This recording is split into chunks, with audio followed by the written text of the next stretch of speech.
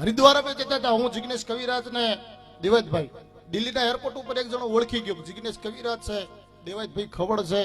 તો દેવાયતભાઈ ને કીધું કે તમે તો રોજ દાડો જાય એમ નવે નવા કપડા, નવી નવી ગાડીઓ, અને તમારે હિન્દી પિક્ચર ફિલ્મના હીરો તરીકે કામ કરવું જોવે. એટલે દેવાયતભાઈ બહુ સારો જવાબ આપ્યો સાહેબ એ માણસને કે કરોડો રૂપિયાના, 50 કરોડ રૂપિયાના ખર્ચે હિન્દી ફિલ્મ બને, 3 જ કલાકમાં પિક્ચર પૂરી થઈ જાય.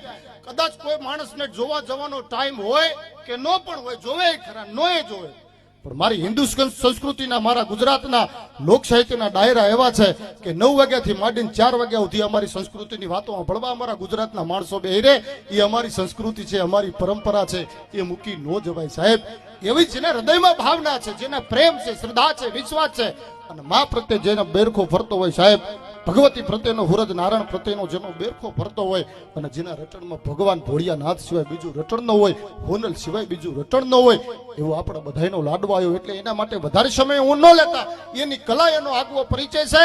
જોરદાર તાળીના ગડગડાટથી વધાવી લેજો. આપની સમક્ષ ભાઈ શ્રી દેવાયતભાઈ ખવડ.